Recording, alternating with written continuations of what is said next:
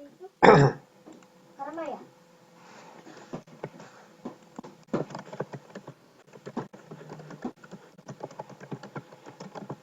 Enggak. Iya.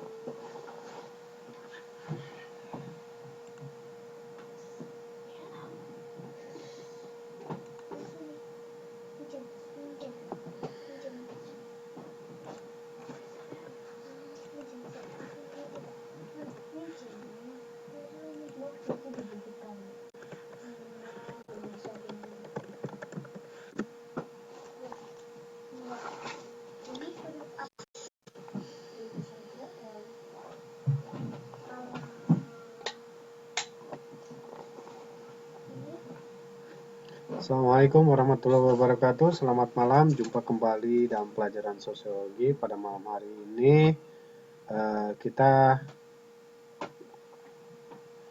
bertemu di pertemuan yang keempat ya.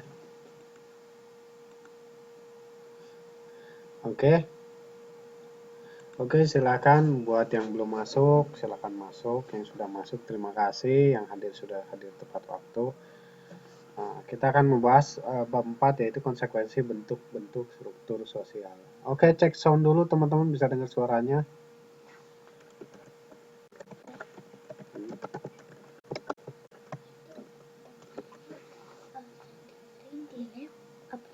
Apaan?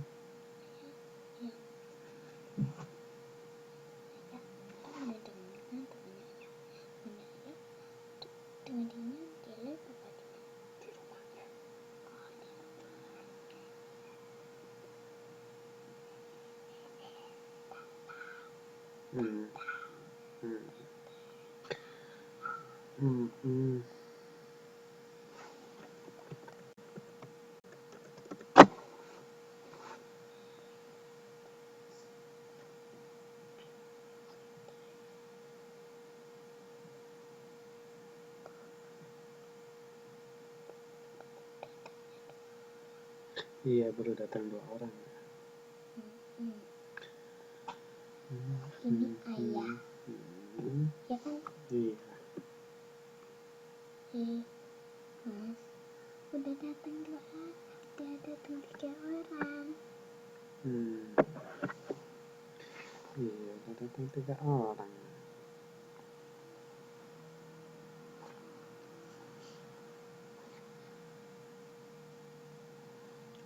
Selamat malam, waalaikumsalam. Terima kasih sudah hadir.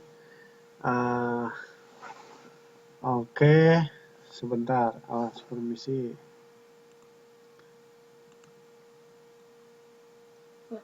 Dibedain. Kenapa? Kamu nggak dijadiin? Aduh. Lah, kamu bukan Facebook? Enggak, kan saya mau ngajar. Tunggu sebentar ya. Ayo, sudah ada 3 orang yang hadir. Oke, alhamdulillah. Ini sambil nunggu teman-temannya atau kita mulai atau bagaimana? Ini saya tanya dulu ya.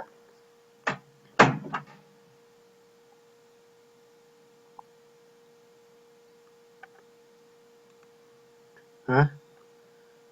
Mau langsung mulai atau mau nunggu temennya dulu?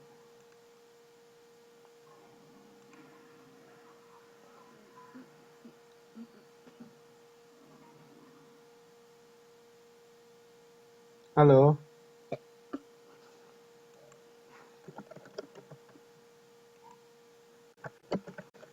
Apa aja nih?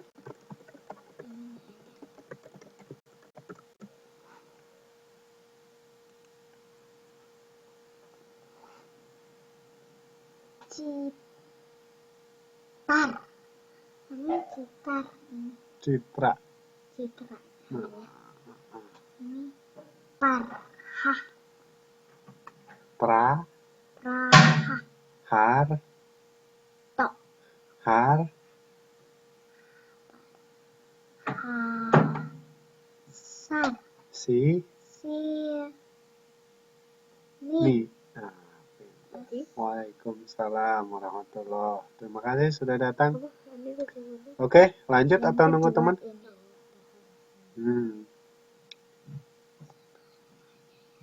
Itu ada.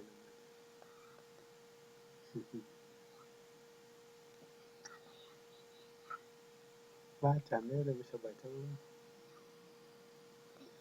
Ah, pintar. Udah bisa baca. Waalaikumsalam warahmatullahi wabarakatuh. Oke, kita lanjut atau masih nunggu lagi nih? Berapa menit lagi?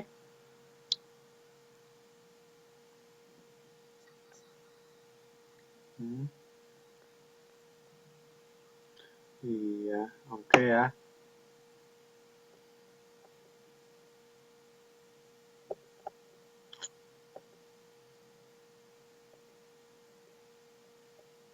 Oke, sudah siap? Baiklah, kalau sudah kita lanjut ya. Mau dilanjut nggak nih? Atau mau nunggu teman-temannya dulu? Saya tawarkan lagi ke yang hadir di sini duluan.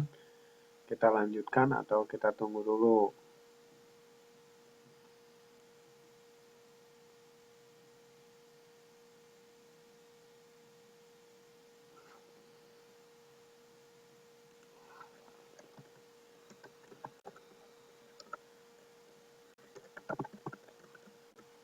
Oke, kalau lanjut kita mulai ya bab 4. Ya, udah tidur sini bobok, bobok. Bab 4 konsekuensi bentuk-bentuk struktur sosial. Udah, bobok. Konsekuensi bentuk-bentuk struktur sosial. Tapi sebelum kita lanjut ke sini, kita review dulu tentang struktur sosial dan interaksi sosial dan mobilitas sosial. Dari pertemuan-pertemuan sebelumnya, kita juga jadi sudah mengetahui kan bahwa masyarakat itu dibentuk karena ada kelompok-kelompoknya, ada status sosialnya, ada strukturnya, ya. Jadi dengan struktur sosial ini, maka dalam masyarakat itu akan ada perubahan-perubahan, ada penyesuaian-penyesuaian dengan adanya struktur sosial ini, maka ada konflik, ada interaksi, ya kan, ada interaksi sosial, ada mobilitas juga. Jadi karena yaitu tadi, karena terbentuknya struktur, maka ada perubahan-perubahan, perbaikan-perbaikan dan seterusnya dan seterusnya. Seperti itu. Oke, dari pertemuan yang sebelum-sebelumnya ada pertanyaan tidak nih yang sudah hadir dulu deh? Karena teman-teman akan mengikuti ujian ya. Jadi harus benar-benar disiapkan sebaik-baiknya.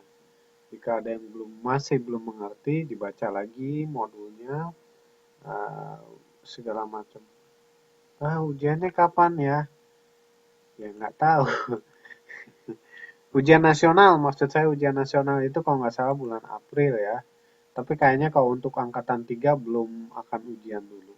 Yang segera ujian itu justru angkatan 1 dan 2.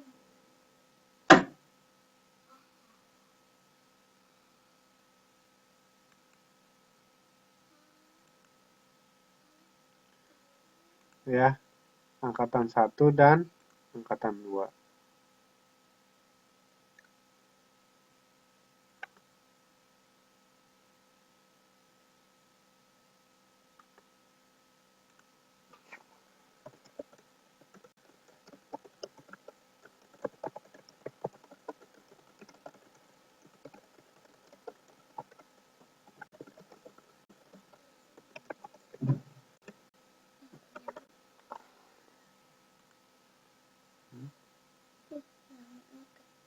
Oh,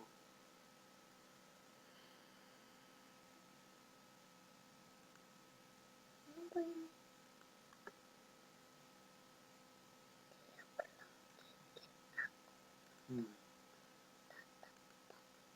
Ya, oke ya.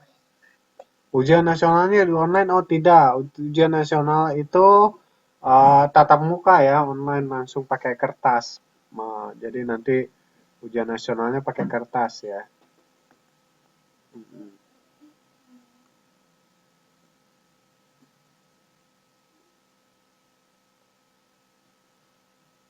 Ya, untuk angkatan 3 UN-nya tahun depan. Jadi mungkin untuk tahun ini itu untuk angkatan 1 dan 2 ya. Angkatan 1 dan angkatan 2 kemungkinan akan ujian pada bulan April ini. Oke, jadi mereka punya waktu kurang lebih 2 atau 3 bulan lagi. Tapi walaupun waktunya tahun depan, ya tetap harus semangat, harus memperhatikan, ya, harus mempersiapkan diri dari sekarang. Oke, kita lanjut. Kalau dari pertemuan-pertemuan sebelumnya kita sudah membahas tentang interaksi sosial, kemudian konflik sosial, mobilitas sosial. Nah, sekarang kita masuk ke bab 4, yaitu konsekuensi dari bentuk-bentuk dari struktur sosial, ya. Konsekuensi bentuk-bentuk struktur sosial.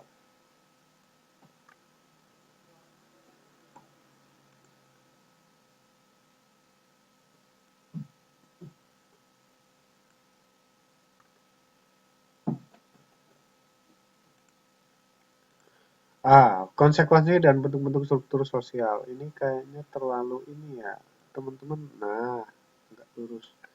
Oke, konsekuensi bentuk-bentuk struktur sosial. Yang pertama adalah pengertian diferensi sosial, ya. Diferensiasi sosial itu apa ya? Itu memilah-milah warga atau membagi-bagi, mengelompokkan warga masyarakat secara horizontal dan vertikal. Sehingga eh, melahirkan kelompok-kelompok bersusun ke samping tanpa menunjukkan adanya perbedaan tingkatan antara kelompok yang satu dengan kelompok yang lain. Itu yang disebut dengan diferensiasi sosial. Kalau diferensiasi sosial itu kedudukannya adalah sama dan sejajar. Seperti itu. Makanya disebut dengan pengelompokan horizontal. Tapi ada juga yang vertikal. Berarti yang ke atas dan ke bawah. Seperti itu. Ya. Jadi pemilah-milahan warga masyarakat secara horizontal dan vertikal sehingga melahirkan kelompok-kelompok bersusun ke samping tanpa menunjukkan perbedaan tingkatan antara kelompok satu dengan yang lain. Itu horizontal dan vertikal. Jadi pembedaan sosial adalah perbedaan berdasarkan ras, agama, suku bangsa, gender, dan aspek-aspek lainnya. Jadi di kelompok-kelompokan masyarakat itu misalnya dari kelompok laki-laki, perempuan, kemudian dari agamanya, berdasarkan agamanya apa, kemudian dari suku bangsanya apa, ya kan? Nah, itu dikelompok-kelompokkan. Maka itu akan terbentuk daripada struktur sosial. Ini sudah kita bahas di pertemuan yang sebelumnya.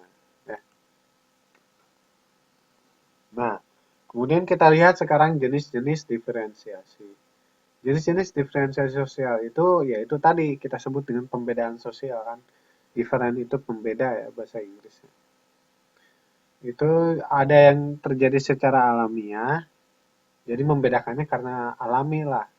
Contohnya dari ras, jenis kelamin, usia, intelijensi, itu kan alami, nggak mungkin orang bisa ngerubah dari kelompok umur 15 tiba-tiba jadi kelompok umur 50 kan nggak bisa tuh. Ya. Jenis kelamin juga begitu, alami. Kalau dilahirinya laki, nanti kelompok laki-laki tiba-tiba dirubah jadi kelompok perempuan juga nggak bisa. Ya. Nah, itu secara alami. Kemudian yang kedua secara sosial. Pengelompokan perbedaan sosial secara sosial ini misalnya dibedakan karena etnisnya. Oh, ini suku bangsanya. Kemudian dari gendernya, dari agamanya, dan pekerjaan. Ya kan? Pekerjaan kan orang bisa ganti-ganti. Sekarang misalnya jadi buruh, besoknya dia jadi guru. Dari guru misalnya jadi karyawan. Nah, itu kan dibeda-bedakannya secara sosial bisa berubah-ubah. Kalau yang alami, ya itu alami seperti itu. Sifatnya dari alam.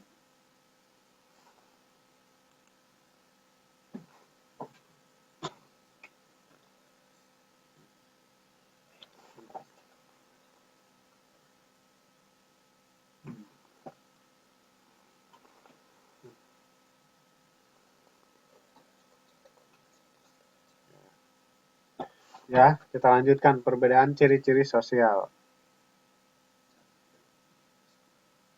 Ya, ya, perbedaan ciri-ciri sosial.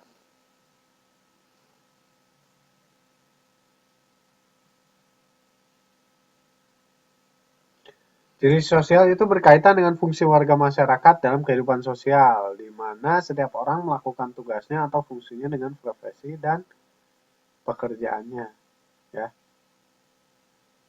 Ciri-ciri sosial. Jadi eh, fungsi warga masyarakat. Jadi warga masyarakat dalam kehidupan sosial melakukan tugasnya. Jadi masyarakat itu kan ada fungsi-fungsinya. Pemuda fungsinya apa? Ulama fungsinya apa? Kemudian ibu-ibu fungsinya apa? Itu kan ada fungsinya, profesi dan pekerjaannya tertentu. Nah, ini bisa jadi sebuah ciri-ciri sosialnya. Ciri-ciri sosial dari warga masyarakat itu, ya kan? Nah, itu sudah dibeda-bedakan seperti itu. Jadi ciri sosial berkaitan dengan fungsi masyarakat dan kehidupan sosial di mana setiap orang melakukan tugas dan fungsinya sesuai dengan profesi dan pekerjaan. Nah, dari sini maka akan timbul interaksi sosial. Jadi interaksi merupakan satu keahlian yang memerlukan kemampuan yang tinggi. Agar dapat berinteraksi, kita harus memperhitungkan usia, jenis kelamin, ras, dan penampilan seseorang. Nah, jadi untuk interaksi sosial, untuk berinteraksi aja antara anak-anak dengan orang tua kan beda. Antara laki dengan perempuan juga beda. Itu ada kemampuan, ada keterampilan khususnya, ya. Jadi dalam berinteraksi itu berpengaruh terhadap kehidupan sosial masyarakat.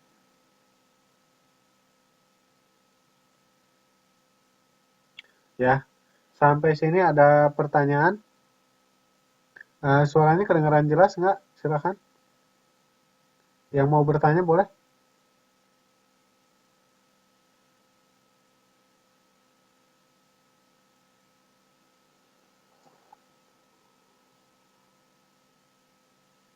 Suaranya juga jelas ya. Oke, kalau jelas kita lanjutkan ke yang berikutnya.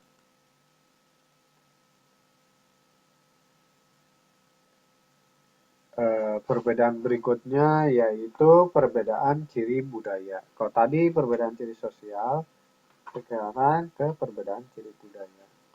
Jadi salah satu konsekuensi dari adanya perbedaan suku bangsa yang merupakan perwujudan dari ciri budaya. Itu perbedaan yang nampak dalam hal bahasa dan kebudayaan. Ya, dalam hal bahasa dan kebudayaan. Ya.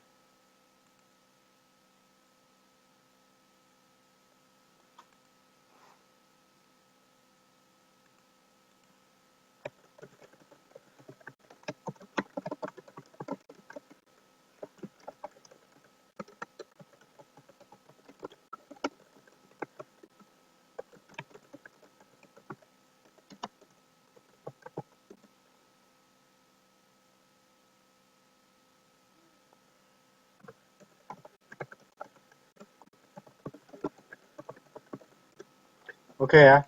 Jadi perbedaan ciri budaya itu perbedaan dari suku bangsa. Jadi kita lihat bahwa di Indonesia ini ada beberapa macam suku bangsa ya. Dengan 17.000 pulau mungkin kurang lebih ada 1.000-an suku yang ada di Indonesia. Ribuan ya, ribuan suku bukan ratusan lagi, ribuan suku bangsa. Jadi mungkin juga diteliti bisa ditemukan ada 1.000 bahasa di Indonesia itu. Kenapa? Karena tiap suku bangsa itu mempunyai bahasa sendiri. Selain itu juga memiliki kebudayaannya sendiri. Jadi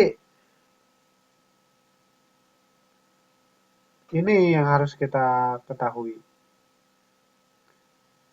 Konsekuensi dari perbedaan suku bangsa yang merupakan perwujudan dari ciri budaya. Itu ada objektivitas yang lemah terhadap satu kebudayaan karena tingginya rasa etnosentrisme pada setiap masyarakat. Nah, etnosentrisme itu apa? Ya, etnosentrisme itu adalah mengedepankan sentris etno. Jadi bahasa Inggrisnya etno itu kan kesukuan, sentris itu pusat. Jadi berpusat ke suku bangsa. Jadi dia rasa memiliki terhadap sukunya begitu tinggi, makanya disebut etnosentrisme. Ya. Jadi ini perlu tahu bahwa ya kalau ada etnosentrisme,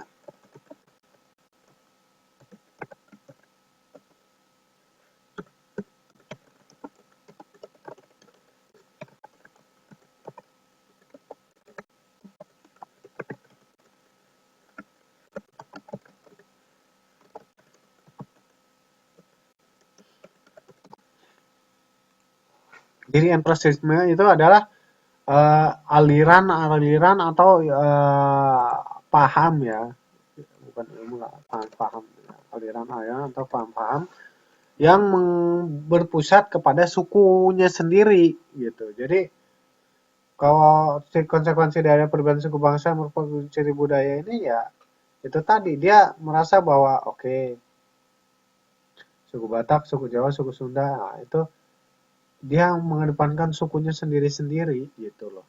Nah, kalau dalam hal interaksi sosial ini rawan menjadi konflik. Contohnya, kalau etnosentrisme ini dikedepankan ya, orang Jawa merasa bahwa dirinya paling baik. Apa-apa dia hanya memilih kejawaannya. Kemudian orang Padang dengan kepadangannya. Orang Papua dengan kepapuaannya. Nah, itu kan dia etnosentrisme. Dia hanya mengedepankan suku bangsanya. Otomatis itu akan menimbulkan konflik. Ya, perbedaan.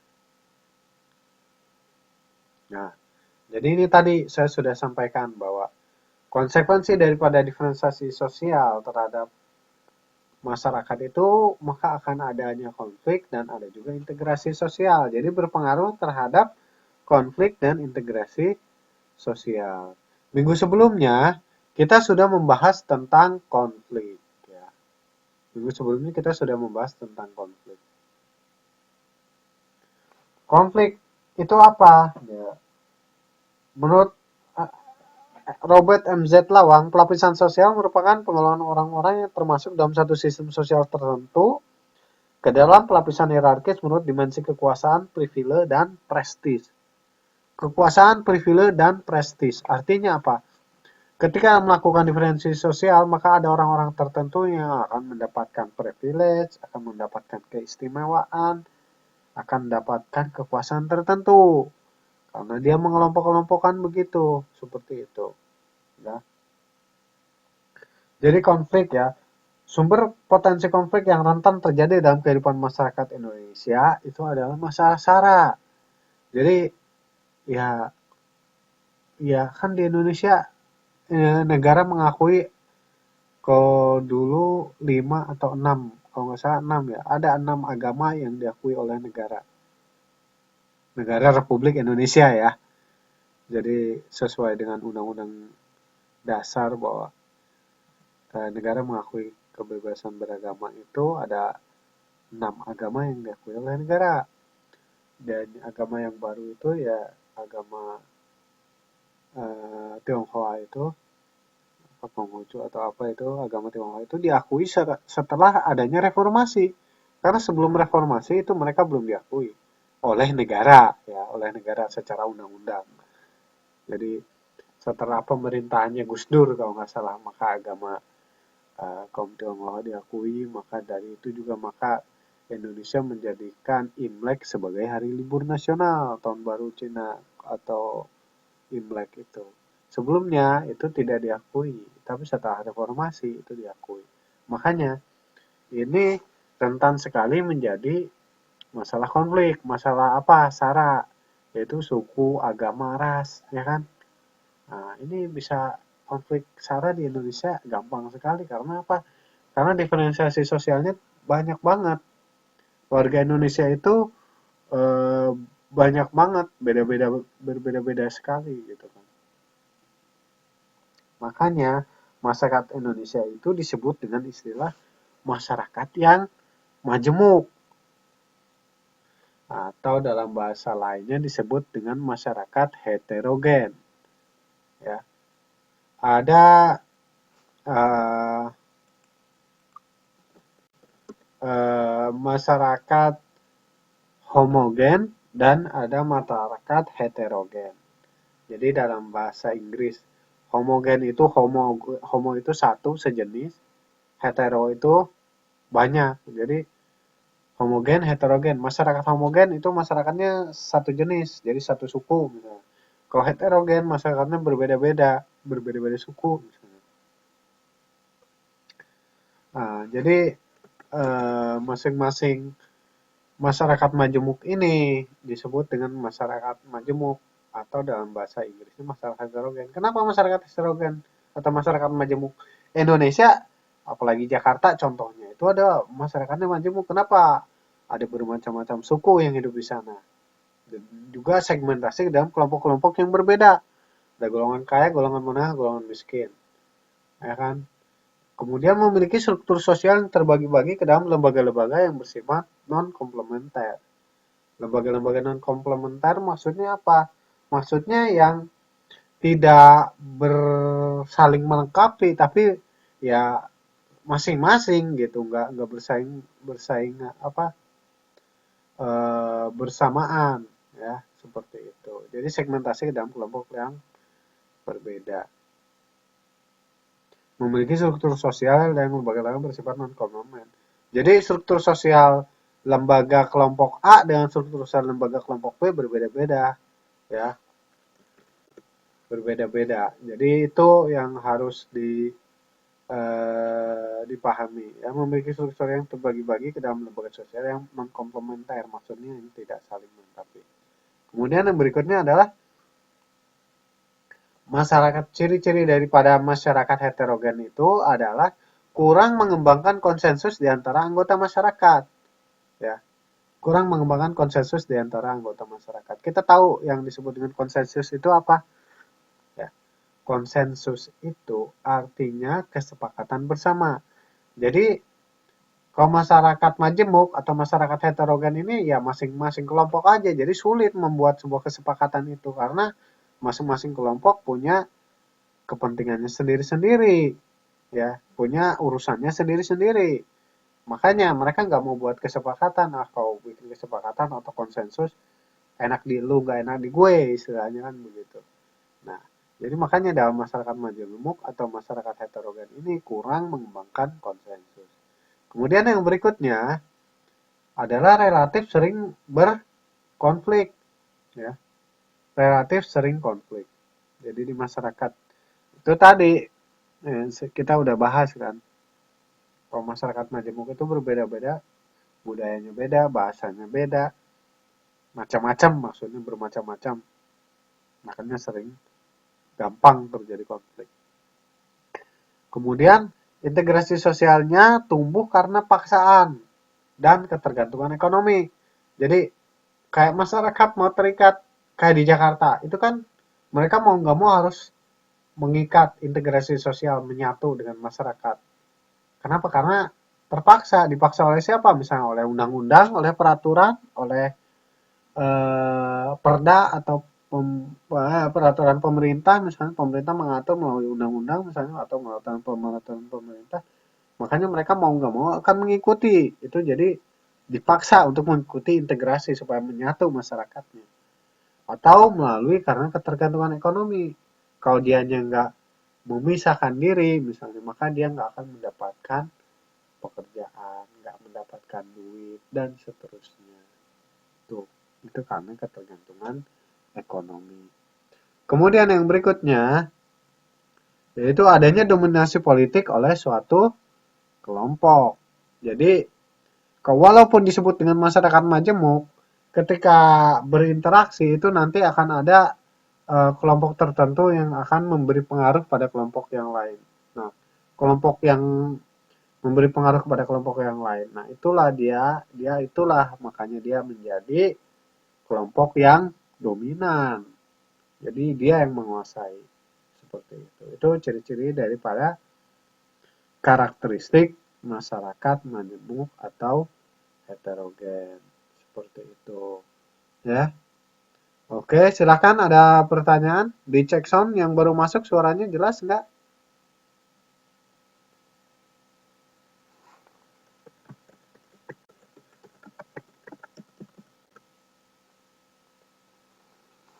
Oke, jelas ya suaranya ya. Yang enggak jelas boleh berkomentar.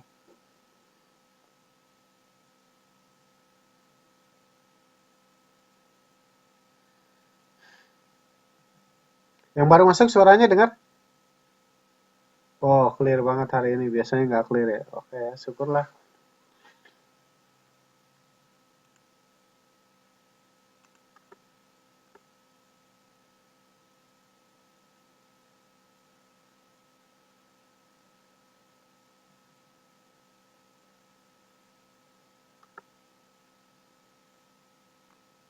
Oke, gimana? Ada pertanyaan sampai sini? Tidak? Jadi ini kita review lagi bahwa ini ada konsekuensi organisasi sosial terhadap konflik dan integrasi sosial. Jadi teman-teman juga bisa cek di Facebook ya. Saya juga sudah upload materinya untuk malam hari ini. Presentasinya ada file PDF-nya udah saya upload, jadi bisa dibaca-baca juga nanti. Oke, kita lanjutkan.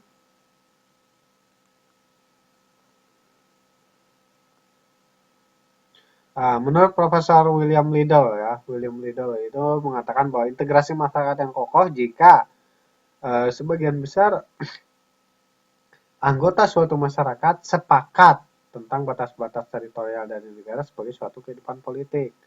Yang kedua, bahwa sebagian besar anggota suatu masyarakat sepakat mengenai struktur pemerintahan dan aturan-aturan serta proses-proses politik dan sosial yang berlaku bagi seluruh masyarakat di seluruh wilayah negara tersebut, ya, seperti ini.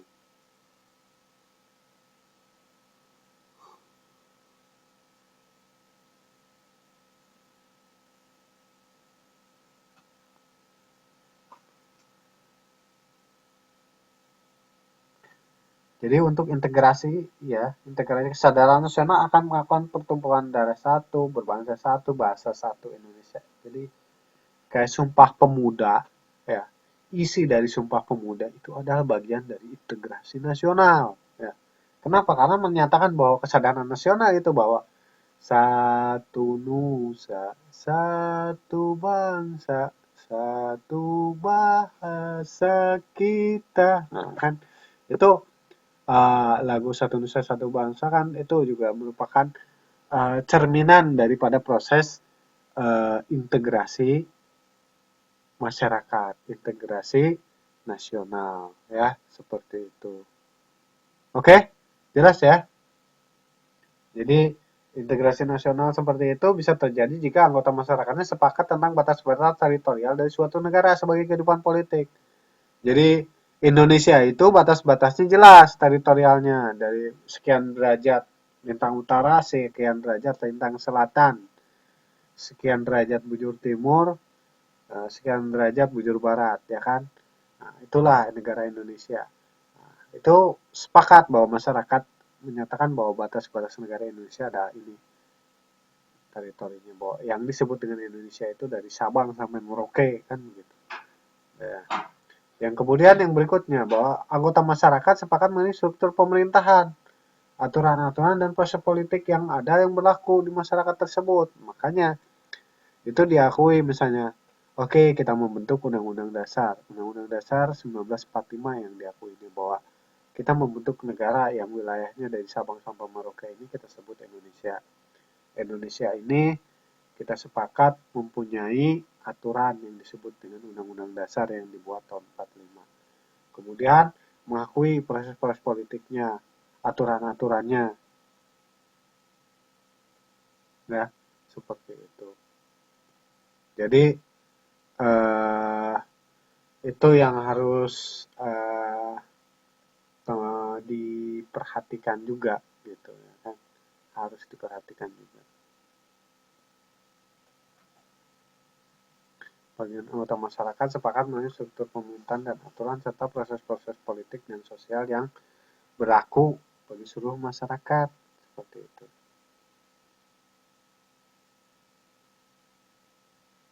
Oke, silakan. Sampai sini jelas? Ada pertanyaan tidak?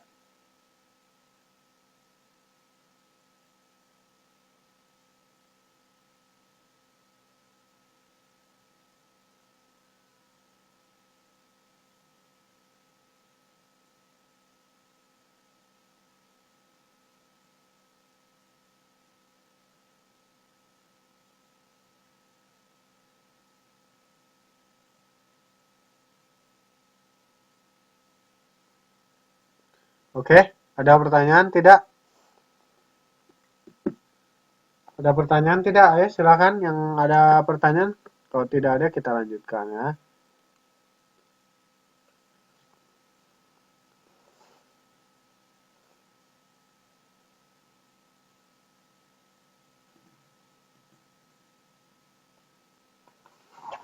Oke, kita lanjut ya. Jadi kekuatan-kekuatan yang relevan dan fungsional dalam proses integrasi.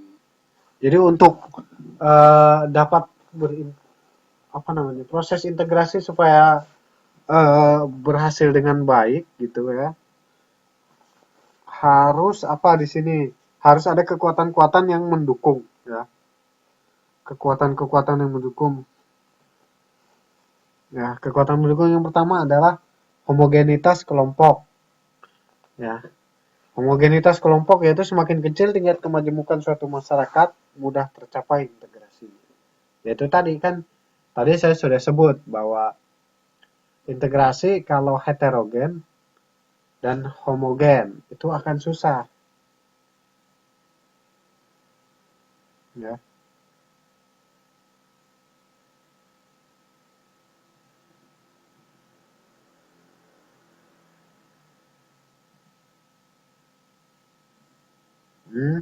Gitu. Homogen itu maksudnya kan seragam. Jadi kalau masyarakatnya seragam, ya homogenitas kelompok. Masyarakatnya semakin kecil tingkat kemajemukan suatu masyarakat akan semakin mudah berintegrasi. Kayak di Jakarta itu bermacam-macam suku sulit. Tapi kalau satu suku aja kayak Jawa Barat misalnya suku Sunda semua itu homogen, gampang. Jadi integrasinya, integrasi itu apa? Aduh, mundur lagi deh.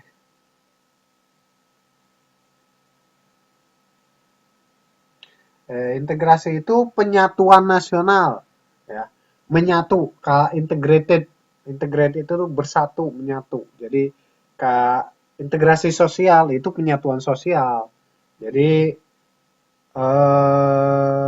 apa namanya?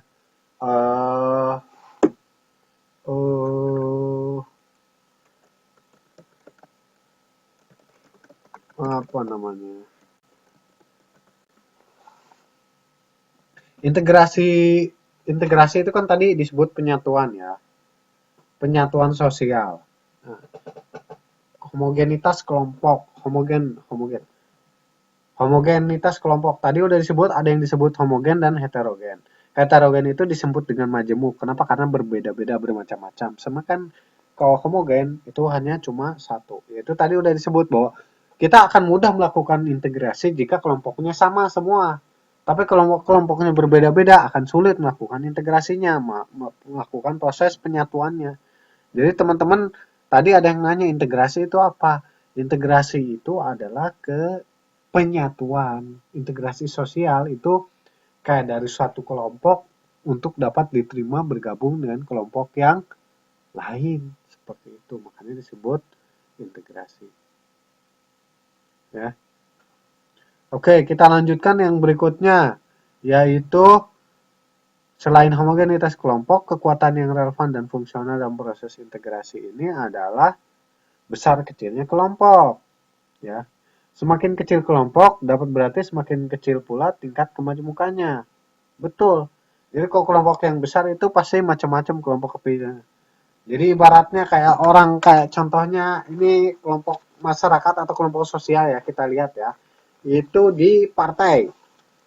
Partai kalau besar, partai yang besar itu ketika dia mengadakan musyawarah nasional atau munas atau rapim atau apa, itu pasti akan rame, akan ada debat, akan ada konflik. Kenapa? Karena masing-masing punya kubu, ada kubu-kubu, ada kelompok-kelompok, ya kan?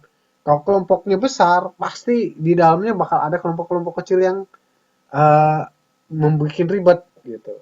Tapi kalau kelompoknya kecil, ya gampang bikin satu suaranya gitu. Tapi kelompoknya besar supaya jadi satu suara sulit. Kenapa? Karena ya banyak kepentingannya. Makanya itu tadi kalau besar kecilnya kelompok itu dapat mempengaruhi terhadap uh, integrasi, proses integrasinya. Kalau integrasinya kelompoknya besar, biasanya proses integrasinya akan lama dan sulit. Tapi kalau kelompoknya kecil, maka proses integrasinya itu akan cepat dan relatif lebih mudah. Begitu, ya.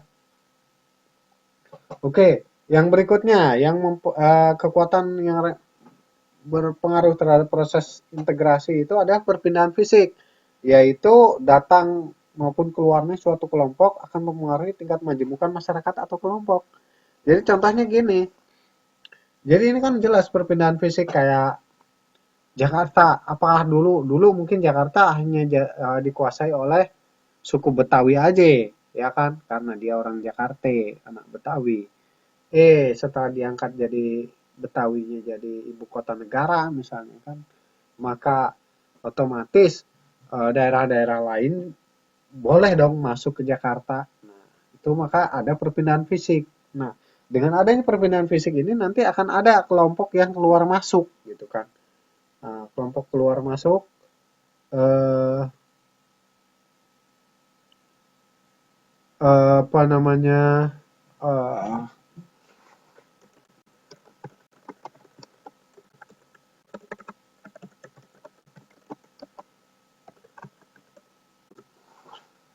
apa namanya perpindahan fisik ini jadi yaitu tadi apa namanya ada keluar masuk orang atau kelompok itu secara fisik.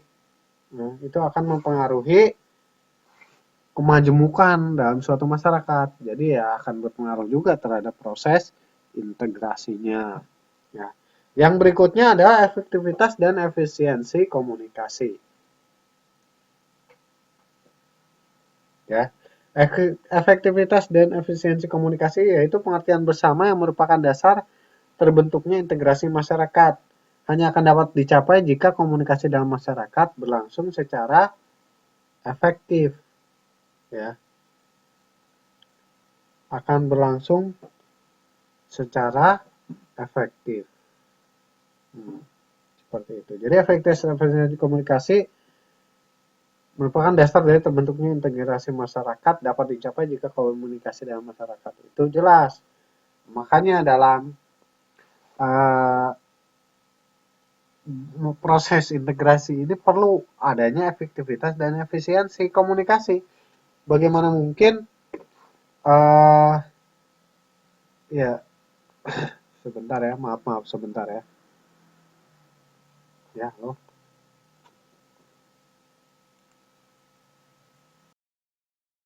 Ya, jadi efisiensi dalam komunikasi itu penting. Kenapa? Karena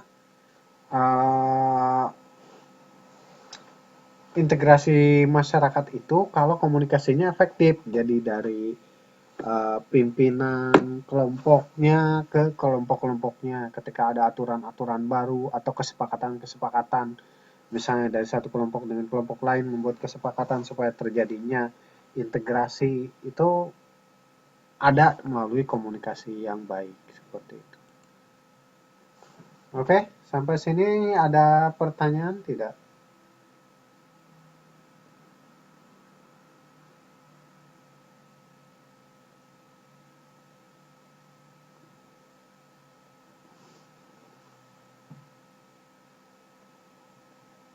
Ya, ada pertanyaan tidak?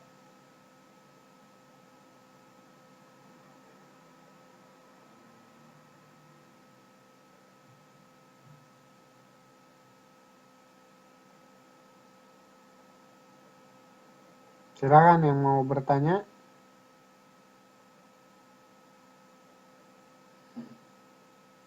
Oke. Tidak ada pertanyaan?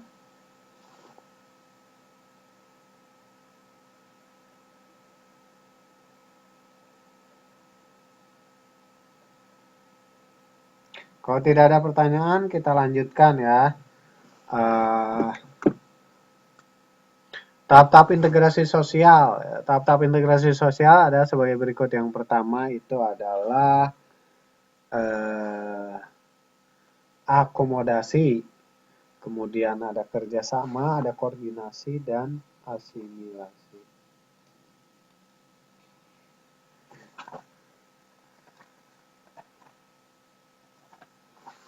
Ya.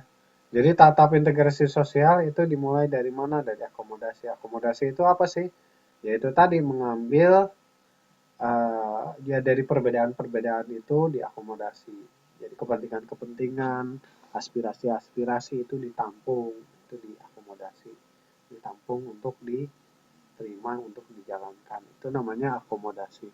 Kemudian melalui kerjasama. Jadi ada kerjasama dari antar kelompok anggota-anggota masyarakat, kemudian mereka berkoordinasi, komunikasi, maka akhirnya mereka akan melakukan asimilasi sehingga mereka akan bersatu, berintegrasi seperti itu. Ya, oke, begitu. Ada pertanyaan?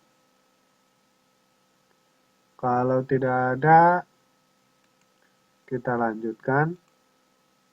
Ya.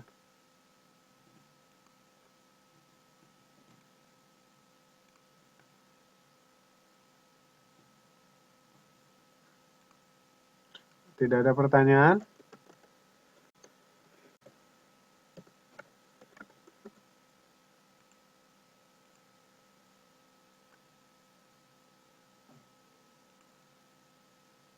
Silakan.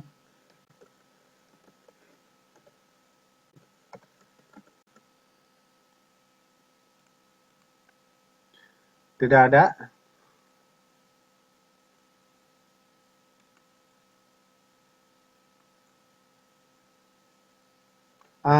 Waduh, ini tugasnya udah banyak yang ngirim, saya belum ngecek nih ya. Maaf ya. Mungkin saya akan benar-benar cek akhir bulan inilah akan saya umumkan tugas-tugasnya ya. Yang belum mengumpulkan tugas siapa saja. Ya.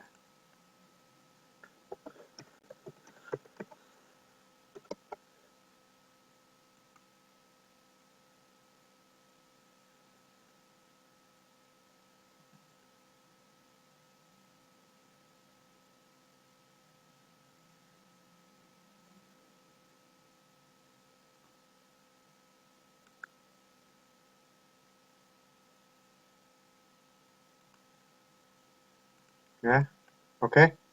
Kita lanjut ya. Sebentar coba. Ini teman-teman bisa dicek di monitoring suaranya masih kedengaran jelas nggak?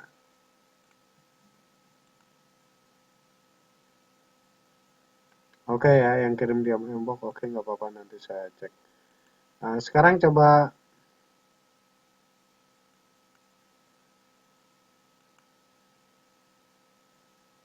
jelas nggak?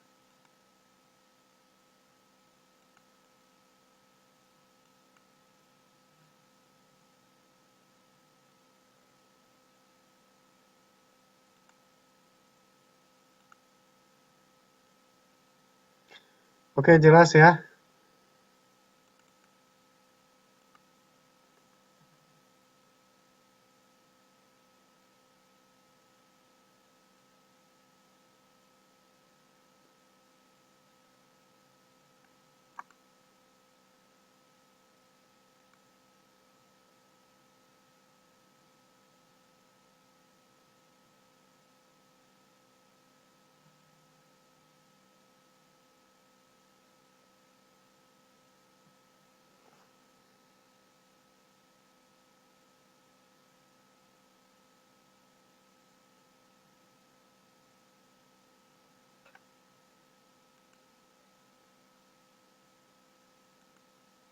Jelas ya. Kalau jelas, oke, kita lanjutkan. Jadi hubungan perubahan sosial dan diferensiasi dan stratifikasi sosial ya. Jadi kita harus lihat di sini bahwa apa namanya, adanya perubahan sosial itu berkaitan dengan diferensiasi dan stratifikasi sosial. Jadi ketidaksamaan dalam masyarakat mudah dilihat melalui sudut pandang kelas sosial, yaitu melalui kekayaan dan pendapatan. Jadi teman-teman ini kan paling gampang melihatnya dari situ, dari siapa yang paling kaya, siapa yang miskin. Halo, tes 1 2 3, masih dengar suaranya? Halo? Ah, iya. Dengar nggak suaranya?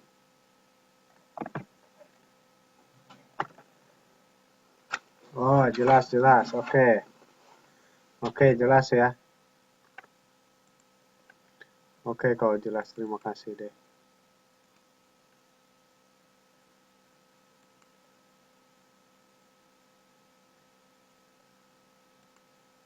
Oke, jelas.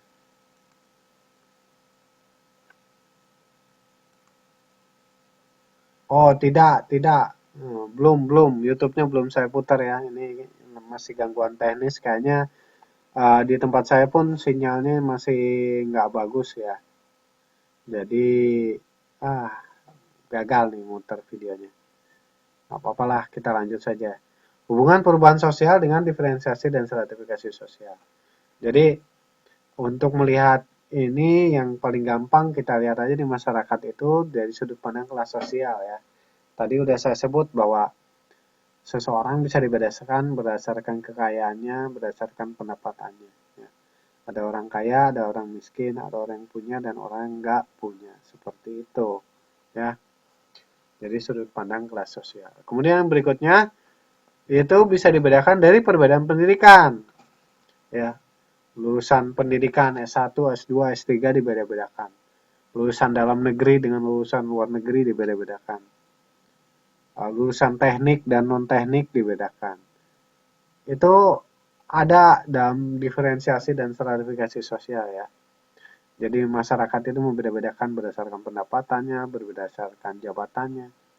Jadi lulusan S1 gajinya sekian, lulusan S2 gajinya sekian. Nah, itu ada perbedaan pendapatan kan. Dan jabatannya pun beda. S1 S2 manajer ya kan. Anak-anak D3 SMA itu ya staf biasa misalnya. Itu adalah kelas sosial. Jadi ada diferensiasi dan stratifikasi di situ. Kemudian yang berikutnya yaitu adanya perbedaan kelas. Perbedaan kelas ini apa? Ya, disebut tadi perbedaan kekuasaan dan prestise ya.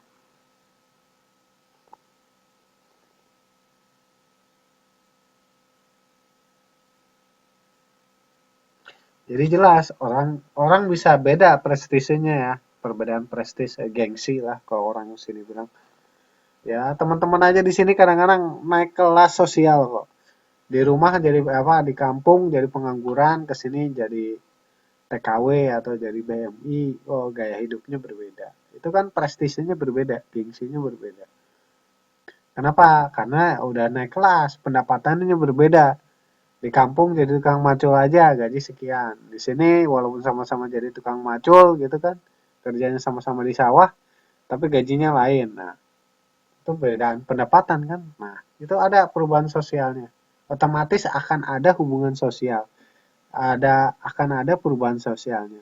Ketika ada perubahan sosial ini, maka itu akan membentuk stratifikasi sosial dan diferensiasi sosial.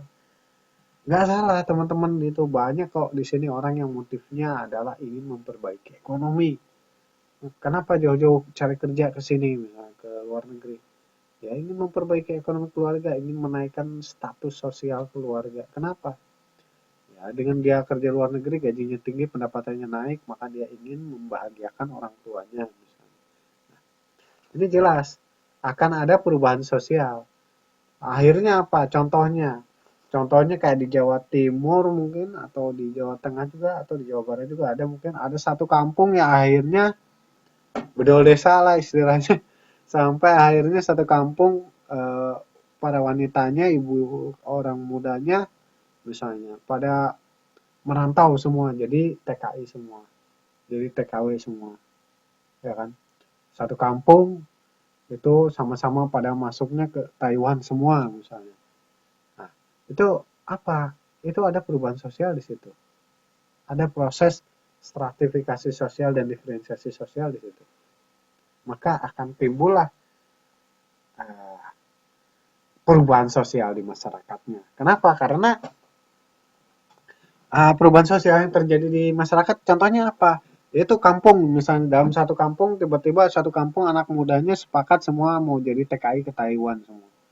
Maka diberangkatkanlah oleh agen semua itu. Otomatis di kampung itu tidak ada anak muda, yang ada adalah orang tua dan anak-anak. ya kan? Anak mudanya pada merantau. Nah, ini akan ada perubahan sosial di masyarakat desanya di situ otomatis gitu. Karena ada perubahan itu akan ada diferensiasinya dan stratifikasi sosialnya berubah. Kenapa? Karena penggolongannya akan ada satu yang kosong, anak mudanya kosong. Seharusnya kan kalau dalam stratifikasi sosial misalnya ada anak muda, ada anak-anak, ada orang tua, ya kan? Nah, seperti itu. Itu jadi ada hubungan perubahan sosial dengan diferensiasi dan stratifikasi sosial. Seperti itu ya. Oke. Gejala-gejala perubahan sosialnya seperti apa? Contohnya, di Indonesia dulu, nggak tahu sekarang ya, dulu Indonesia masuk ke dalam masyarakat dunia ketiga. Masyarakat dunia ketiga itu maksudnya apa? Adalah masyarakat yang pendidikannya rendah, ekonominya rendah, apa-apanya jelek, gitu kan. Nah, tapi dengan perubahan sosial ini masyarakat dunia ketiga berubah bergeser menjadi modern dari evolusioner. Jadi evolusioner itu berarti berubah perlahan-lahan dari yang tradisional menuju modern. Nah, itu tadi, itu perubahan sosialnya jelas. Kayak di Indonesia bisa dilihat tahun 90-an dengan tahun 2000-an dengan tahun sekarang era 2010 itu perubahan sosialnya juga jelas. Kenapa? Dulu tahun dulu nggak ada pabrik atau jarang pabrik. Begitu masuk ke 2000 makin banyak pabrik misalnya. Masyarakatnya banyak berubah dari yang dulunya petani, agraris, berubah menjadi buruh, ya kan? Jadi industri. Nah, itu ada perubahan sosialnya terlihat di masyarakat seperti itu. Ya, teman-teman bisa merasakan sendiri waktu teman-teman masih kecil seperti apa lingkungan desanya. Sekarang misalnya kalau kemarin lebaran pulang kampung gitu, maka lihat lagi lah kampungnya udah berubah seperti apa. Nah, itu ada evolusi, ada perubahan dari masyarakat dunia ketiga ke yang lebih lanjut. Ya, salah satu pendukungnya adalah industri. Jadi masyarakat dunia ketiga ini karena ekonominya ingin maju, maka dia mengembangkan industri. Tumbuh dan berkembangnya negara-negara industri maju yang semakin meningkatnya komunikasi antar negara. Kayak Indonesia, Indonesia industrinya bagus-bagus. Kenapa? Strategis, punya pabrik kapal. Ya, di Surabaya itu ada namanya PT PAL. Itu bisa bikin kapal, ya kan? Di Bandung ada PT DI, Dirgantara Indonesia. Itu bikin apa? Bikin pesawat. Ya.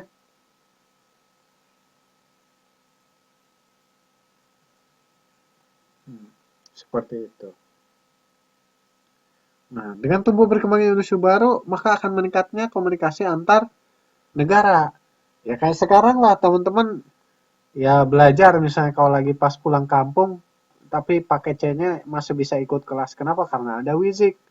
Asalkan masih punya pulsa, masih punya kuota, kita bisa isi internet, bisa connect ke internet jaringan. Ya, seperti itu. Itulah eh, meningkatnya komunikasi antar negara. Ini akan merubah, akan ada perubahan sosial. Ya kan? Ada perubahan sosialnya. Jadi negara-negara maju mempengaruhi negara-negara yang terbelakang, negara-negara dunia ketiga. Ya kan? Jadi gerakan perusahaan sosial antara lain tumbuh dan berkembangnya negara-negara industri baju atau newly industrial countries yang menggunakan dampak dari teknologi dan komunikasi yang semakin canggih seperti itu ya.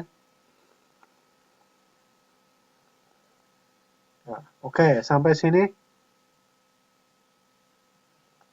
Oh, masih YouTube. Coba di refresh, Mbak. Layarnya masih YouTube, coba di refresh ya.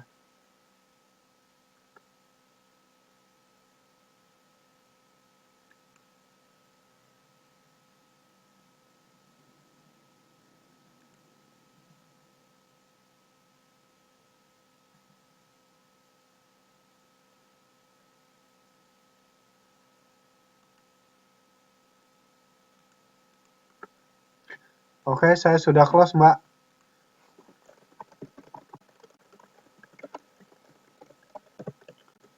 Oke, layarnya masih hitam nggak?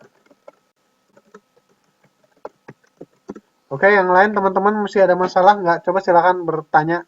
Yang masih ada pertanyaan silakan. Sampai sini ada pertanyaan tidak?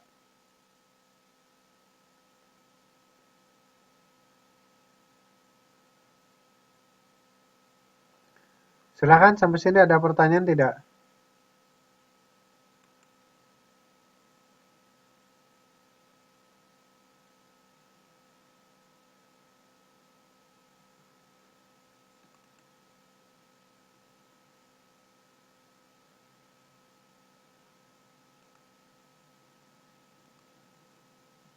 Ya, silakan ada pertanyaan tidak sampai sini?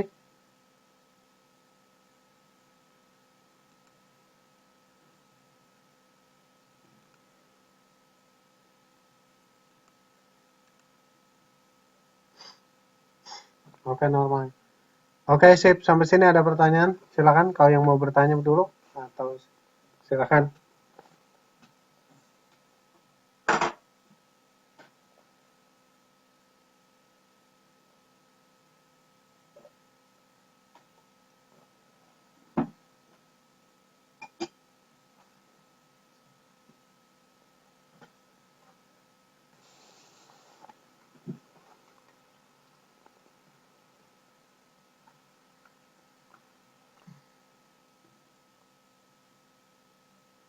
Oke, ada pertanyaan tidak?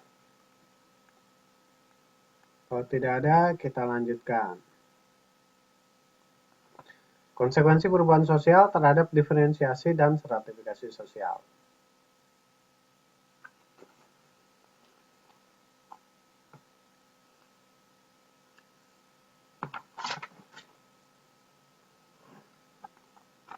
Jadi konsekuensi perubahan sosial terhadap diferensiasi dan stratifikasi sosial itu apa? Yang pertama adalah aspek pemimpin politik atau elit dalam proses modernisasi. Jadi disebutkan bahwa dengan adanya interseksi dan konsolidasi masyarakat dunia pada masyarakat berkembang, itu tumbuh kemerdekaan politik dan juga proses modernisasi politik dan berbagai aspek kehidupan. Akibat ini, baik lokal maupun internasional, menimbulkan tingkatan dalam masyarakat berupa elit-elit bidang ekonomi, pemerintahan, kemiliteran, politik, agama, pengajaran, dan lain-lainnya. Jadi, aspek pemimpin politik atau elit dalam proses modernisasi ini jelas berpengaruh. Itu tadi saya udah contohkan. Zaman dulu, partai cuma 3. Setelah reformasi, orang bisa bikin partai.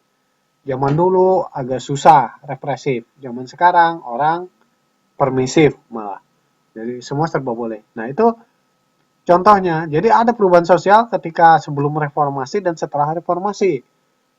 Nah, akhirnya apa? Ada partai-partai baru. Nah, dari partai baru ini apa? Akan muncul elit-elit pemimpin-pemimpin politik yang baru. Ya kan? Kemudian kayak sekarang nih, ini Indonesia juga ikut aturan. Ada yang namanya MEA, Masyarakat Ekonomi ASEAN. Itu kayak gimana? Nah, ini udah semakin berkembang. Jadi dunia udah semakin terbuka. Akhirnya apa? Ya itu tadi. Akan ada perubahan-perubahan sosial di masyarakat. Ya, seperti itu. Jadi tingkatan dalam masyarakat itu jelas.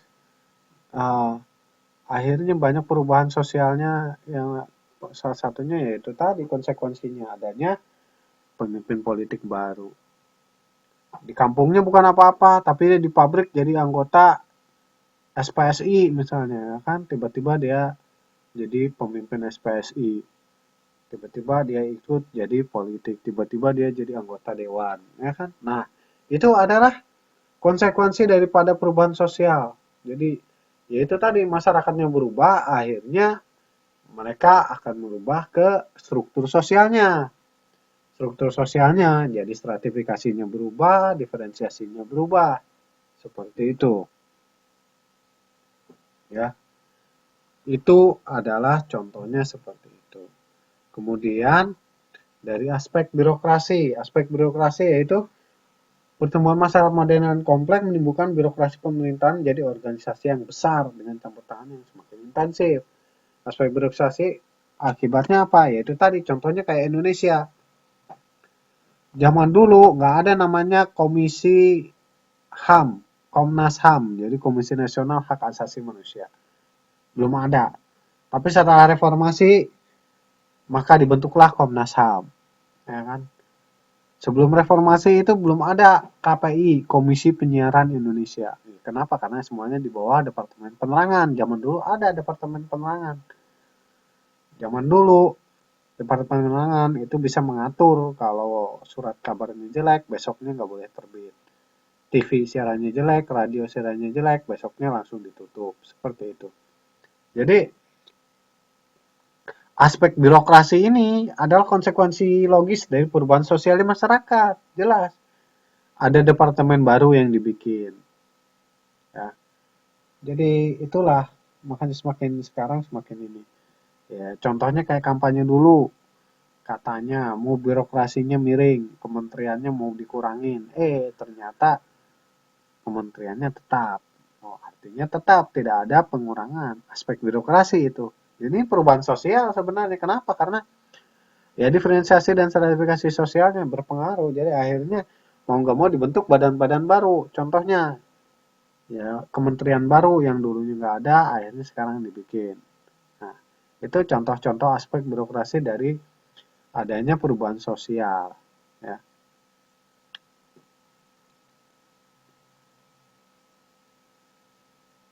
Jadi, diferensiasi dan stratifikasi sosial itu menyebabkan terjadinya ketidaksamaan sosial dalam berbagai aspek kehidupan masyarakat seperti ekonomi, politik, sosial, pendidikan, kesehatan, perumahan, ya kan? Nah, itu kan beda rumah rumah elit real estate dengan rumah KPR, BTN misalnya yang RSS, rumah sangat sederhana, ya kan? Nah, itu apa namanya? Ya itulah terlihat bagaimana bahwa perubahan sosial, apa namanya diferensiasi dan stratifikasi sosial juga berpengaruh terhadap perubahan sosial karena berpengaruh dalam seluruh aspek kehidupan masyarakat seperti tadi yang saya sudah sebutkan contoh-contohnya itu. Jadi interseksi konsolidasi dan akulturasi itu bagian daripada proses integrasi. Diharapkan dapat memperkecil potensi timbulnya konflik dalam masyarakat. Interseksi itu apa? Interseksi itu adalah persilangan atau pertemuan keanggotaan suatu kelompok sosial dalam berbagai bagian. Oke, saya akan jelaskan di sini. Takutnya teman-teman tidak memahami. Kita ketik saja di sini. Apa itu interseksi? Interseksi adalah persilangan.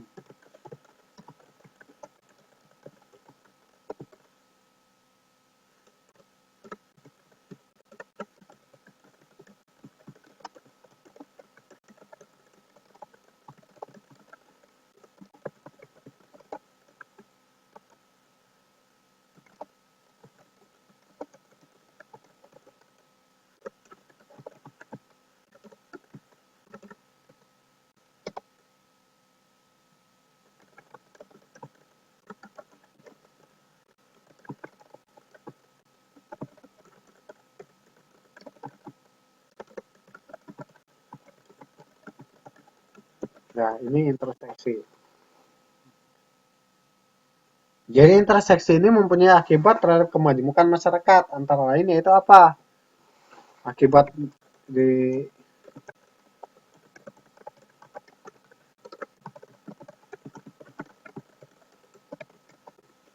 apa? Yaitu meningkatnya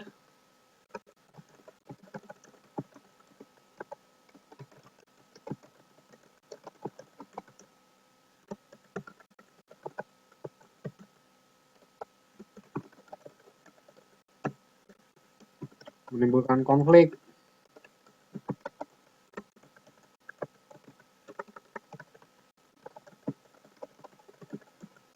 Jadi interseksi itu, jadi nyebutnya interseksi.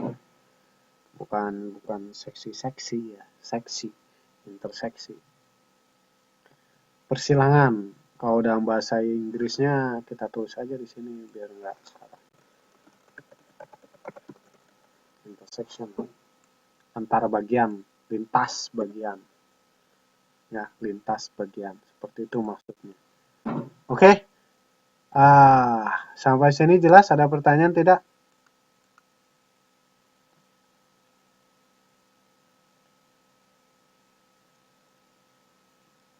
Ada pertanyaan tidak? Silakan yang mau bertanya.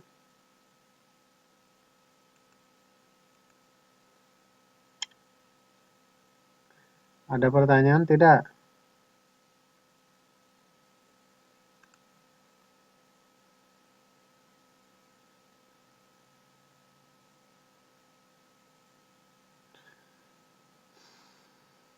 Oke. Tidak ada. Yang lain gimana? Masih bertanya? Tidak?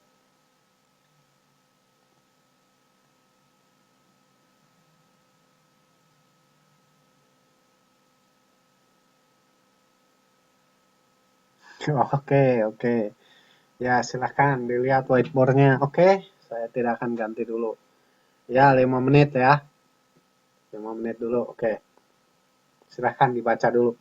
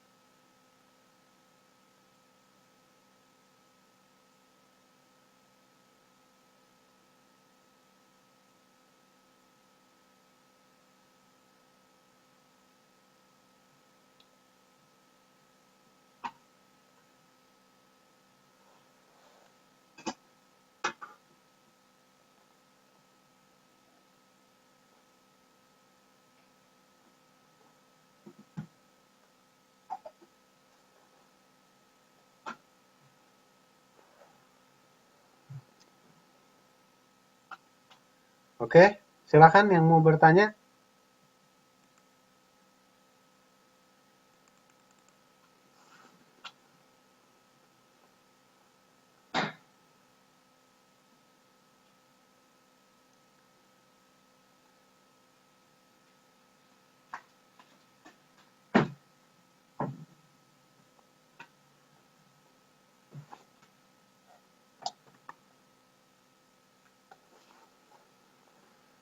Tidak ada? Tidak ada pertanyaan? Silahkan.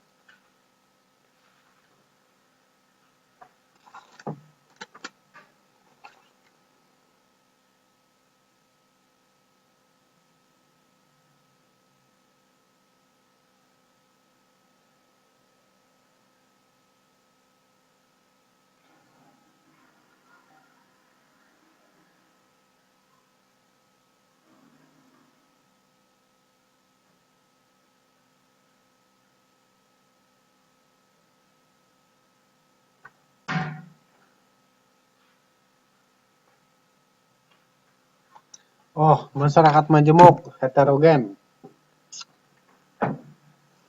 Jadi, ya, saya ketik saja di sini biar enak ya.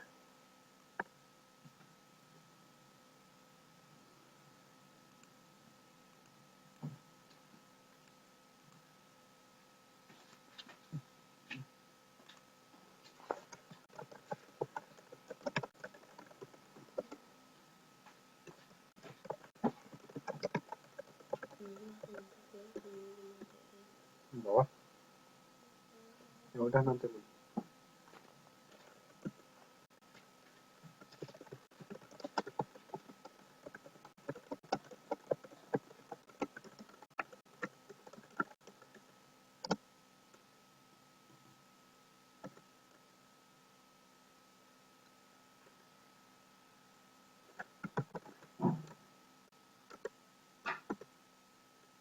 Jadi masyarakat majemuk atau masyarakat heterogen itu ada masyarakat yang terdiri dari berbagai jenis kelompok-kelompok.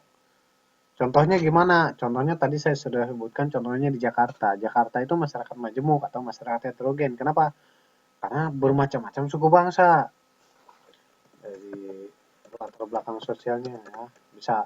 Itu tadi kita lihat perbedaan diferensiasinya dan stratifikasinya. Jadi ya masyarakat heterogen itu berbeda-beda banget ya, pakai banget suku bangsanya aja misalnya. Kenapa Jakarta beda dengan daerah lain? Kenapa? Karena banyak banyak bermacam suku hadir di sana. Misalnya kalau di Jawa Barat misalnya kebanyakan sukunya Sunda doang. Tapi kalau di Jakarta semua suku ada di sana. Nah, seperti itu. Itu menunjukkan masyarakat yang majemuk. Masyarakat majemuk itu masyarakat yang eh, terdiri dari berbagai macam-macam kelompok. Ada kelompok Sunda, kelompok Jawa, kelompok Padang, kelompok Sumatera, kelompok Papua, ya kan? Nah, itu disebut dengan masyarakat majemuk. Sedangkan masyarakat homogen itu masyarakat yang sama, masyarakat yang sejenis, kelompoknya sama. Makanya disebut dengan masyarakat homogen. Oke, sampai sini jelas ya? Silakan, ada yang mau bertanya lagi? Ada yang kurang jelas?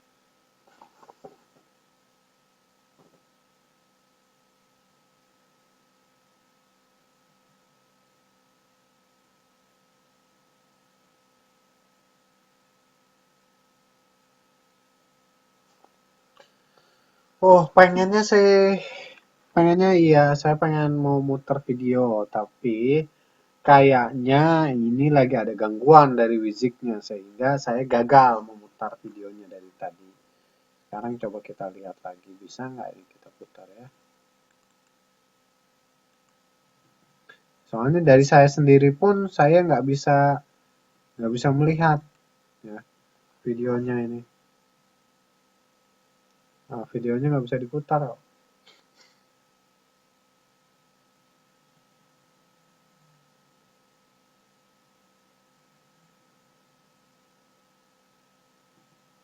Wah, ada yang bisa. Oh, enak. Ya udah kalau gitu selamat menyaksikan. Kedengeran nggak? Teman saya kok nggak bisa ya? Saya kok kurang beruntung ya. Ya udah deh, selamat menyaksikan.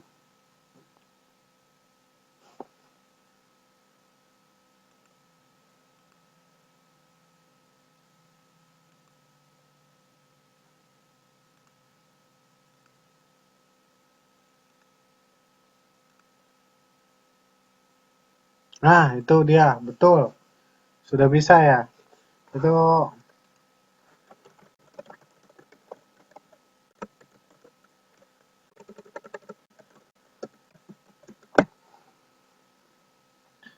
waduh, punya saya juga nggak bisa. Di tempat saya sendiri pun nggak bisa ya. Jadi mungkin sinyalnya jelek di tempat saya juga. Tuh, nggak ada. Siapa aja yang bisa coba cung. Kasih tahu dong, yang bisa berapa orang, yang nggak bisa berapa orang, biar nanti kita komplain ke Wizik.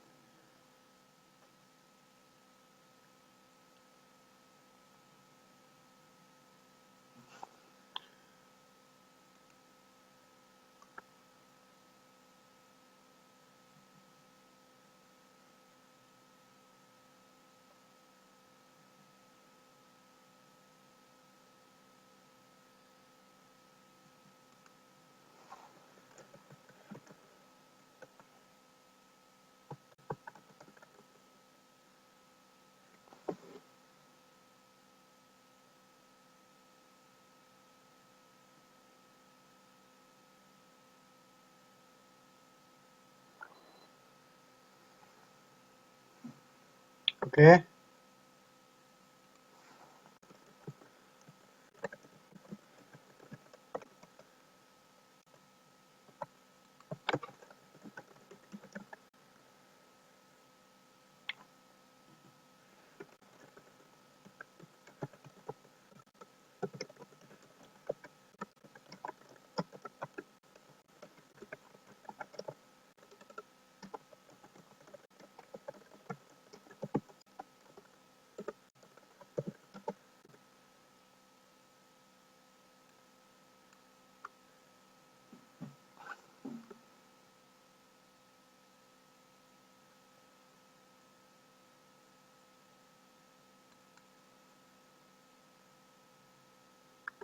Oke, yang nonton bisa.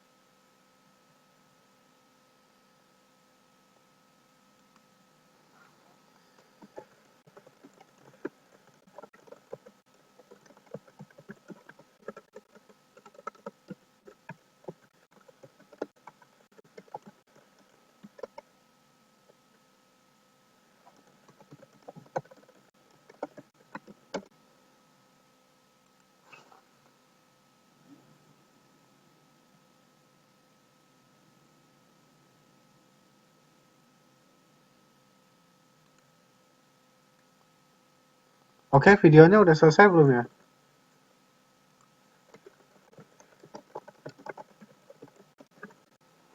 Oh, belum. Nggak bisa. Yang bisa ini saya tanya buat yang bisa, sudah berhasil nonton belum?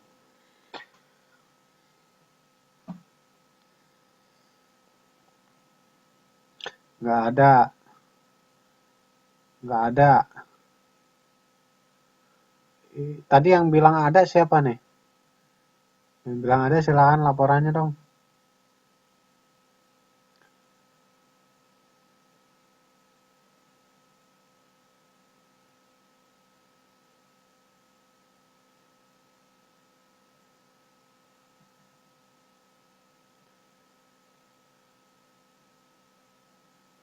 Oke, udah selesai videonya. Ya udah oke lah, kita stop.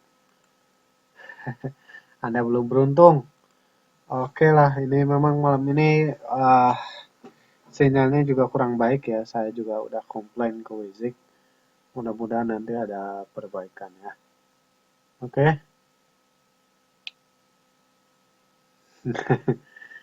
Oke ya, ini sampai sini jelas ya. Jadi konsekuensi dari perubahan sosial terhadap diferensiasi dan stratifikasi sosial.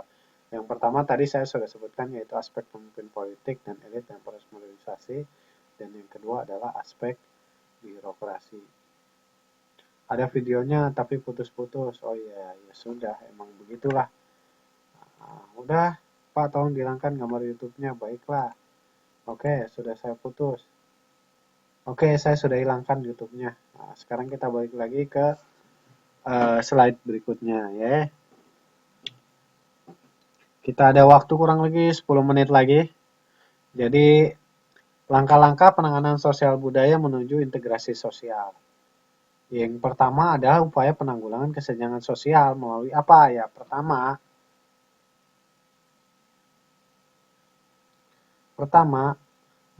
menanggulangi kesenjangan sosial. Kita udah tahu kan di Indonesia kesenjangannya sangat jelas. Antara kaya dan miskin berbeda jauh. Nah, untuk menanggulangi itu maka perlu adanya pemerataan pembangunan. Kemudian pembangunan sarana komunikasi, informasi, dan transportasi secara menyeluruh. Ya, itu pemerataan pembangunan lewat apa contohnya? Ya, lewat aturan pemerintah ada yang disebut dengan otonomi daerah, ya kan? Kemudian ada yang namanya transmigrasi. Kemudian uh,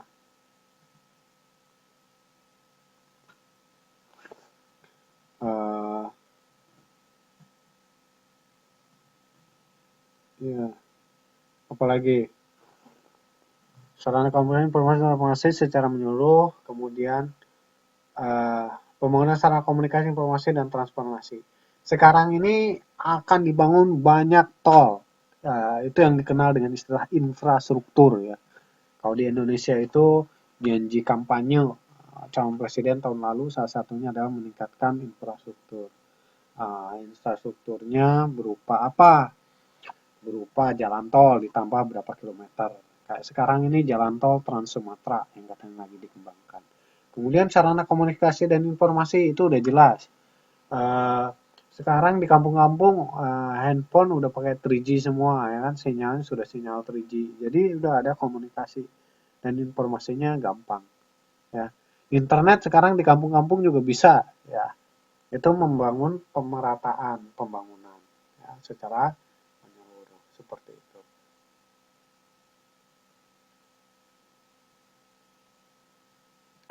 Yang kemudian yang berikutnya adalah membentuk jaringan asimilasi. Jaringan asimilasi itu apa? Ya. Jaringan asimilasi dari berbagai etnis melalui apa? Melalui transmigrasi. Tadi saya sudah sebut. Transmigrasi, kemudian mutasi pegawai, kemudian ada rotasi jabatan atau tour of duty. Ini juga asimilasi. Kayak PNS kan di salah satu syaratnya di PNS itu membuat surat pernyataan. Siap ditempatkan di mana saja di seluruh wilayah Indonesia. Sama, PNS dan TNI, misalnya polisi. Itu sama, itu akan membentuk asimilasi, apa namanya, asimilasi akhirnya kan orang suku Sunda dia karena tanda tangan pernyataan itu dia lantas mendapatkan tugas misalnya ke Papua. Nah, di Papua dia akan ada asimilasi, maka dia akan menyesuaikan diri dengan budaya Papua. Budaya Papua juga nanti akan mengerti, orang-orang Papua itu akan mengerti bagaimana budaya Sunda misalnya. Itu jaringan asimilasi melalui rotasi pegawai gitu kan, pegawai polisi, pokoknya pegawai negeri misalnya kan dipindah-pindah tiap 2 tahun, tiap 5 tahun ya. Salah satunya itu akan membentuk asimilasi. Itu supaya apa? Supaya menjaga agar integrasinya tetap baik. Kemudian yang berikutnya adalah proses pengintegrasian. Berupa timbul dan tumbuhnya spesialisasi untuk menarik tenaga-tenaga kelompok dan lapisan yang berbeda sehingga masuk ke dalam satuan yang lebih besar. Yaitu tadi pengintegrasian tadi yaitu tadi mengambil pimpinan-pimpinan kelompok untuk menjadi pejabat atau jadi politik atau jadi apa. Nah, jadi itu akan memudahkan kelompok-kelompoknya untuk bersatu seperti itu. Dan yang berikutnya yaitu pengintegrasian melalui pengajaran. Kalau zaman dulu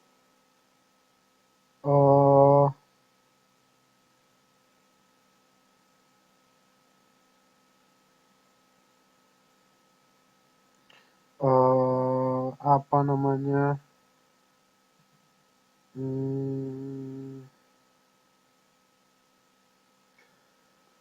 pengintegrasian melalui pengajaran zaman dulu itu ada namanya P4 penataran ya Pancasila P4 itu kan pengajaran dalam Pancasila P4 itu kan PKN atau PMP zaman dulu namanya PMP Pendidikan Moral Pancasila kemudian sekarang ada PKN Pendidikan Kewarganegaraan itu salah satunya cara untuk melakukan pengintegrasian melalui pengajaran.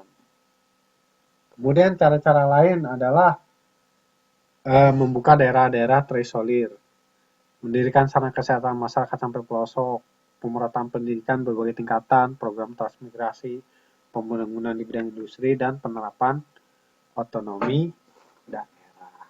Ini contoh-contohnya bagaimana supaya proses integrasi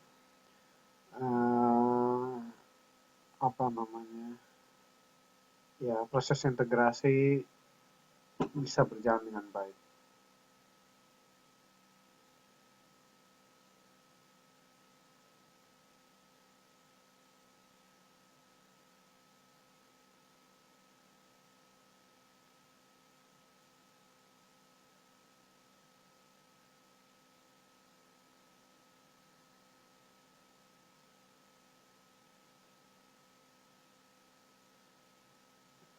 Oke, sampai sini ada pertanyaan tidak?